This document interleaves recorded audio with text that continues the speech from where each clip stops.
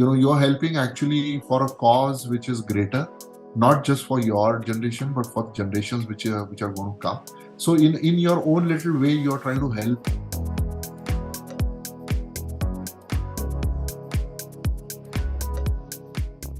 For some, it just means climate preservation, habitat preservation. Maybe for some others, it means reducing waste.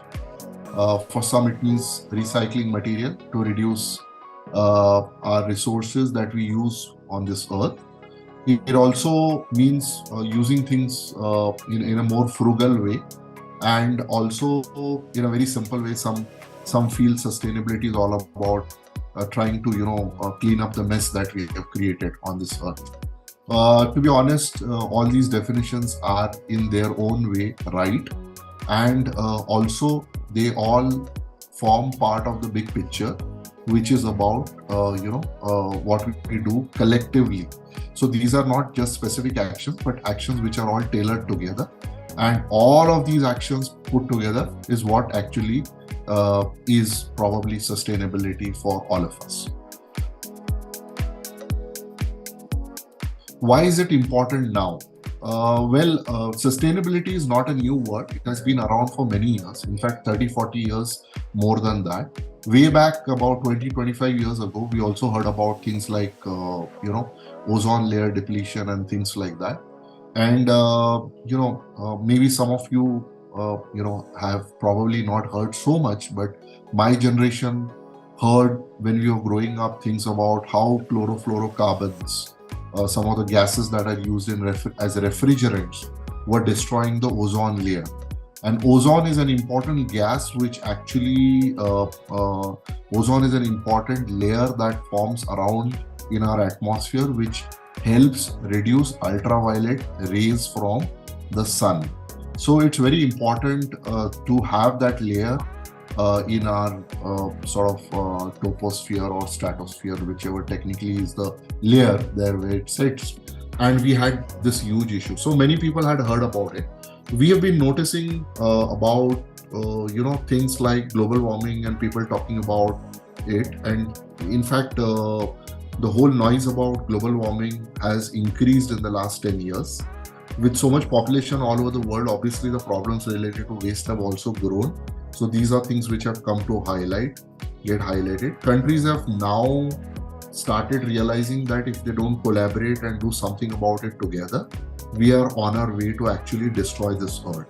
Well, I don't need to tell you more because all of you must have heard, read, seen so many things which are happening around. But typically now it is important for us to act, because we have reached that stage where if we don't do something now, we might get into a situation which is irreversible. Since sustainability is a new field, you would probably still see not many universities offering all courses, but more and more universities have now started making it as part of their curricula. Some of them have started even offering certification courses. There are, of course, some management courses from reputed institutes which are offering a full-time postgraduate diploma, but this is, of course, a post-graduation. At graduation level, I think there are certain colleges who have included sustainability as a part of the subject. So you could start from there. You could also end up doing some internships with sustainability companies. So even if you have done a simple graduation or a simple sort of engineering, but you are very keen to sort of get into this field, you could probably start with some internship. You could work for solar and other renewable companies. There are typically functions like design, sales, and projects. These are very interesting opportunities that young guys, young team can get into. Then there are, of course, some tailor-made training programs which are coming up now, online, in person, offered by, as I mentioned, universities, Indian, foreign universities. A lot of foreign universities actually on that curve are a bit ahead of us. So maybe you could look at some of the interesting online courses. These courses can vary from 15 days to say 3 months. Some could vary 6 months also. And last but not the least, you could also attend some conferences, seminars, exhibitions. Just get your get your bearings on what within this field attracts you most, and start sort of focusing on that. Look, it's for all of us, at the end of the day, we say it's a job.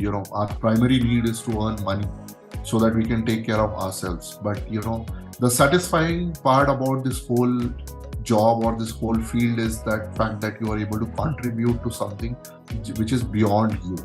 Okay, so I'm not saying that people who work for other industries don't contribute. They do in their own ways, because they're producing goods, they're producing services which the society uses. But it's more satisfying to see that you're helping actually for a cause which is greater, not just for your generation, but for generations which are going to come.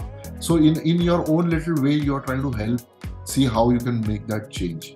That realization and that sort of feeling sits in you day in, day out. And that's probably one of the most exciting part which I find doing this job. Some of the job opportunities which are coming up in these kind of companies are equally exciting and as good paying as they are in our typical conventional industries like FMCGs or bio, pharma, etc. Okay, IT. Of course, everybody knows that IT has been one of the highest paying industry. Definitely. And we've seen a lot of people joining IT. I think one can expect some decent starts. I have seen some of the solar companies starting with fresh guys at about 30,000, 35,000 kind of salary levels. It all depends on what kind of education you bring in, what kind of. So if you're starting your career, let's say you've done an engineering, but you also topped it up with some sort of specialization, a bit of a specialization on solar, renewable. Maybe you could get a bit of a premium in the job that you end up. But you could see starting salaries from 30, 35, 40,000. Interestingly, people grow fast. There are other kinds of roles where mid-managers do get good salaries, maybe 1 lakh plus also. Consultants earn decent amount of money, on this. So, in terms of salaries, I would think that these opportunities are quite on par with what you see in other industries also. So there are opportunities in solar, wind, hydroelectric. These are some of the established renewable energy power generation fields. Then you have biodiversity conservation. You have this new biofuel technology which is coming up, ethanol blending. You have green hydrogen. People have also heard a lot about green hydrogen. We have biogas, which is one of the new things which is coming up. Gases produced from the animal waste or agricultural waste. Very interesting new field is an ESG consulting field. ESG stands for Environment, Social and Governance. Waste recycling is one of the things that everybody is aware of. Electric vehicles, everybody knows what's going on today. We've been hearing a lot of stories about it, but we can talk more about it. Water recycling is also another key aspect of managing our waste and the ecosystem. And things like sustainable finance, because basically all these things require a lot of money, and the money has to come from developed countries. So it has to come to smaller countries. The projects have to get money. So there's a lot of things that are happening around that. To get started, there are various opportunities which are coming up in these fields. There are opportunities which are around technical. So you could have engineering base, you could have a diploma base. And then there are opportunities which are in the management category. If you are somebody who has already had a degree or has taken a simple degree, but there are still opportunities to do some management and get into companies which are actually working in the sustainability space. You could also look at biodiversity scientists. A lot of universities have started promoting courses around it in terms of specialization. Then you could also get into becoming techno-commercial consultants for commercializing technology. Usually consultants, you do require certain industry experience. So for a beginner, maybe it's not the best path to start with, but yes, over years, after a few years, you could, once you have a certain amount of specialization and and sort of experience, you could get into that aspect also. You could interestingly create startups to handle problems in your areas. That's what we are seeing recently. A lot of company, lot of young graduates and postgraduates are trying to do. You could work with large organizations which are already in this space. Luckily, most of the sustainable organizations are not really asking you to come with very specific knowledge to start with. A lot of them are willing to give you on the job experience. Specializations can come, but yes, of course, then you could also get into product management, product innovation, because today when you talk about sustainability, everything starts with how to reduce waste, how to reduce carbon footprint, how to use materials which are less harmful or which have less recycling impact.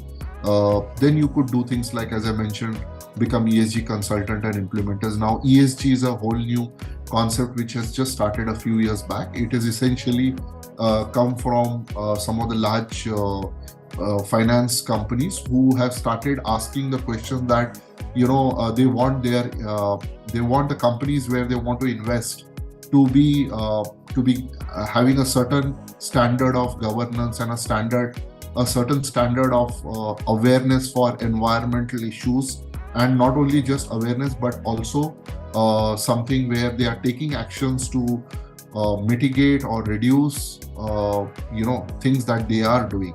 So ESG consultants are some of the people who have picked up some special tools and knowledge which they are now using to get companies ready for the journey of decarbonization.